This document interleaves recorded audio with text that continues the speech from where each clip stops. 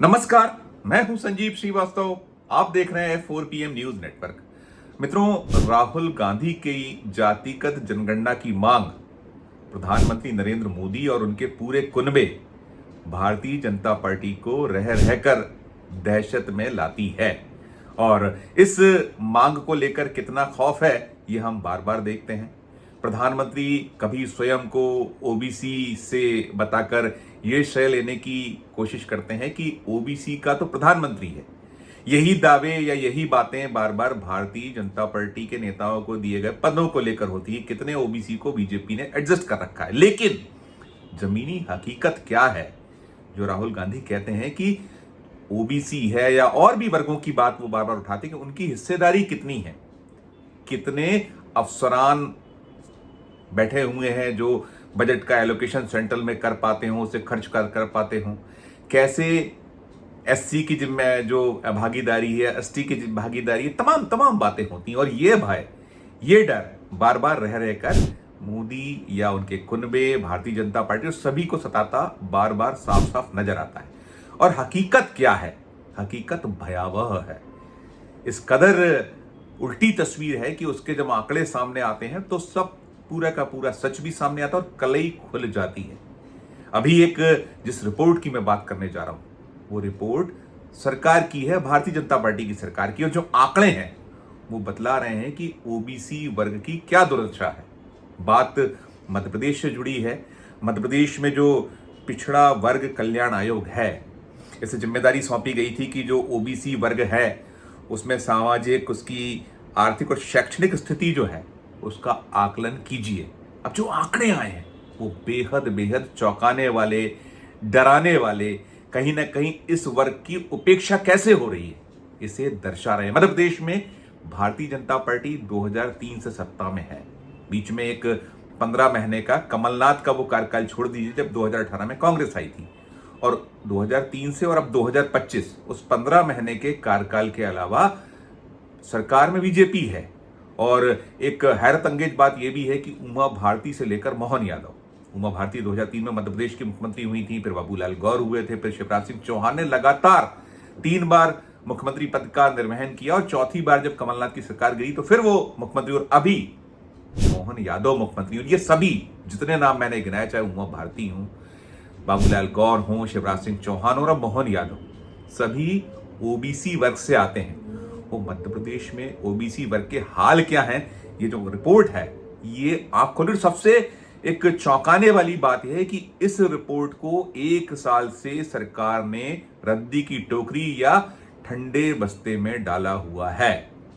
ये रिपोर्ट अब जो सामने आई है, इस रिपोर्ट में यह साफ हो रहा है कि जो ओबीसी के लिए स्वीकृत पद हैं मध्य प्रदेश की सरकार में नौकरियों से जुड़े, आप छोड़िए कि उन्हें उच्च पद मिल रहे हैं, नहीं मिल रहे हैं, उन्हें प्रमोशन मिल रहा है, नहीं मिल रहा है, लेकिन 40% पद खाली पड़े हैं, रिक्त हैं।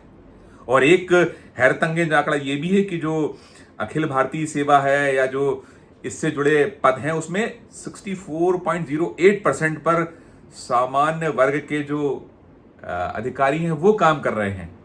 9.5% पद ही ऐसे हैं जिन पर पदस्थापना की हुई है। कल्पना कीजिए क्या स्थिति है।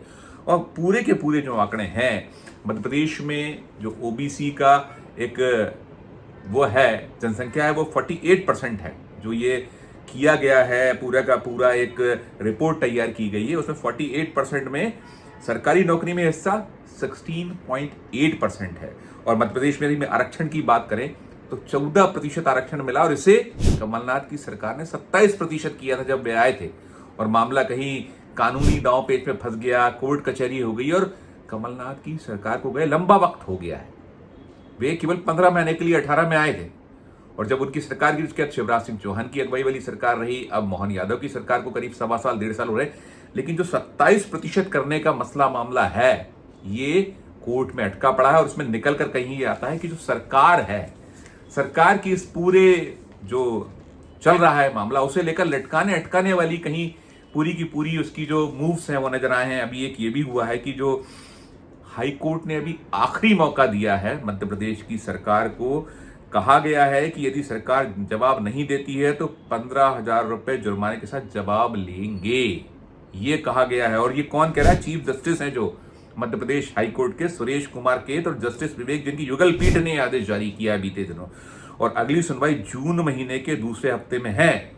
और ये जो पूरा का पूरा मसला मामला है, ये कहीं ना कहीं ये स्पष्ट करता है कि क्या कुछ सच्चाई है। राहुल गांधी जो बार बार कहते हैं कि केवल और केवल वोट के तौर पर इस्तेमाल किया जा रहा है जातियों को, उनको जो हक मिलना चाहिए, जो उन्हें हिस्सा मिलना चाहिए, चाहे वो कोई भी क्षेत्र हो, इसमें ना तो मोदी सरकार कहीं खरी उतर पा रही है, ना ही ये जो अन्य जो सरकारें हैं राज्यों की, भारतीय जनता पार्टी शासित राज्यों की, वो नहीं उतर पा रही। इसलिए राहुल गांधी बार बार ये मांग कर रहे हैं कि जब भी केंद्र में सत्ता हाथों में आएगी इंडिया ब्लॉक कांग्रेस के, तो सबसे पहला काम जातिगत जनगणना वे कराएंगे। और जो मैं जिन आंकड़ों की बात कर रहा हूं, ये आंकड़ों में एक बड़ा सनसनीखेज ये भी निकलता है कि जैसे मैंने बताया कि अखिल भारतीय सेवा के जो है उनकी क्या स्थिति है, कितने पद हैं, कितने खाली हैं, एक ये निकलता है। और एक मोटे तौर पर 40% से अधिक पद विभिन्न जो सरकारी विभाग हैं उसमें खाली हैं। ये जो रिपोर्ट तैयार की गई है इसमें 15 विभाग ऐसे हैं जहां जो ओबीसी के कर्मचारी 20% से कम है। कल्पना कीजिए ना, 80% उनके लिए जो पद हैं वो रिक्त पड़े हुए हैं। ये 15 विभागों की बात करें। और ओवरऑल जो स्थिति है, जैसे निकलता है कि जो AIS यानी जो ऑल इंडिया सर्विसेज के पद हैं 1258 पदों में, स्वीकृत पदों में केवल 625 भरे गए हैं। क्लास 1 के जो पद हैं उसमें 16,846 जो स्वीकृत पद हैं उसमें 7,840 ही भरे गए हैं। क्लास 2 के जो 1,28,032 पद हैं उसमें केवल 57,696 पद ही भरे हुए हैं। क्लास 3 के जो 9,21,631 पद हैं, इन पदों में 5,76,549 यही पद भरे हुए हैं। क्लास 4 तो सबसे ऐसा है कि इसमें बहुत कठिनाई नहीं है भर्तियों को लेकर, या जो इनको समायोजित करना है, उसमें 1,41,000 जो 554 पद हैं कुल स्वीकृत, उसमें 78,702 पदों पर ही काम चल रहा है, हो रहा है। यानी जो 40% पदों का रिक्त रहना, ये स्पष्ट करता है कि सरकार या जो भारतीय जनता पार्टी है उसकी क्या कुछ रुचि है। वो दावे तो बड़े करते हैं। प्रधानमंत्री ने जैसे खुद को कहा कि वो स्वयं ओबीसी वर्ग से आते हैं और बहुत सारे पदों पर मुख्यमंत्रियों जो है बैठाए गए उन्हें लेकर गिनाया जाता है। और मैं एक दिलचस्प बात ये भी बता दूं कि प्रधानमंत्री जी जो ओबीसी हैं, प्रधानमंत्री जी को लेकर तो बहुत सारे जो वो कहते हैं और उनकी बड़ी मीमांसा होती है।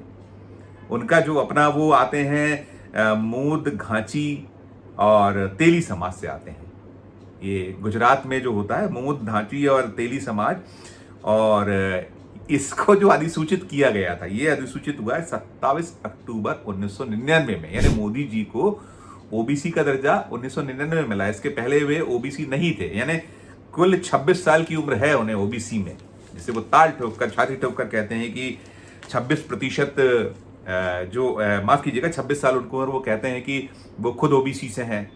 और जो स्थिति है ये पूरे देश में ऐसे हालात है, हर तरफ आप किसी भी सूबे में चले जाइए। और अब तो ये है कि केंद्र में मोदी जी की अगुवाई वाली एनडीए की सरकार, और जो राज्य हैं अधिकांश राज्यों में भारतीय जनता पार्टी की सरकारें हैं, या फिर जो दूसरा इंजन एनडीए जो घटक दल हैं उनकी किसी की सरकार है। लेकिन सूरत हाल आप जहां जाइए, जिधर जाइए, वहां यही है। और यदि हम जो आरक्षण की स्थिति देखें तो मध्य प्रदेश में आरक्षण की स्थिति, एसटी को जो है 20% आरक्षण है, एससी को 16%, सामान्य वर्ग के जो ईडब्ल्यूएस है उन्हें 10% का आरक्षण मिला हुआ है। जो ओबीसी को आरक्षण 14% था, ये इसे बढ़ाकर कमलनाथ की सरकार ने 2019 में 27% किया था। एक विधेयक आया था, उस विधेयक को पारित किया गया था, और इसके बाद सारा कुछ सिलसिला चला था। बीच में फिर कोर्ट कचहरी शुरू हो गया। तो इस मसले को, इस मामले को कहीं एक कह सकते हैं कि कहीं एक टालू प्रवृत्ति बनी हुई है सरकार की। और जो 14% का लाभ देना, जो अभी आरक्षण में 14% और 13% को नियुक्तियों को होल्ड पर रखने जैसी व्यवस्था जो है अभी मध्य प्रदेश में बनी हुई है। तो जो पूरी की पूरी रिपोर्ट है सनसनीखेज है। ये दर्शाती या दिखलाती है कि कथनी और करनी में क्या कुछ अंतर है। भारतीय जनता पार्टी जो दावे करती है उसमें, उस दावे में जो उसकी उलट स्थिति कैसी है, हकीकत क्या है, ये दर्शाता है। और ये जो पूरा मामला जो है, इसको लेकर राजनीति अब चरम पर है। ये रिपोर्ट को लेकर जब से पता चला है कि रिपोर्ट तैयार है, 1 साल से ये ठंडे बस्ते में पड़ी हुई है। तो अब जो कांग्रेस ने भी इस मुद्दे को उठाया है और कमलनाथ तो इस मामले को लड़ी रहे थे, उनके सिपह सलार इस मामले को बार बार उठाते हैं।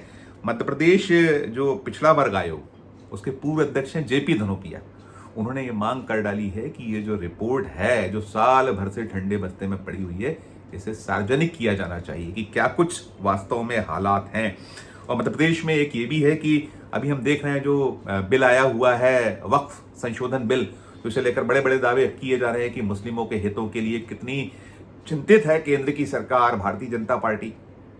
तो यहाँ जो है मध्य प्रदेश में जो हिंदुओं की 93 जातियों और उपजातियों को पिछड़ा वर्ग में शामिल किया गया है, और उधर जो मुस्लिमों की 38 जाति उपजातियां इस सूची में उन्हें भी जगह मिली हुई है। तो अब आप सोच सकते हैं कि ना केवल जो पिछड़ा वर्ग के हिंदू हैं, बल्कि जो चिंता व्यक्त कर रही है भारतीय जनता पार्टी, गरीब जो मुस्लिम्स हैं उनका भला करना है, उनका भला होगा। जो वक्फ बिल आया हुआ है, संशोधन बिल आया हुआ है 2025, तो ये क्या है?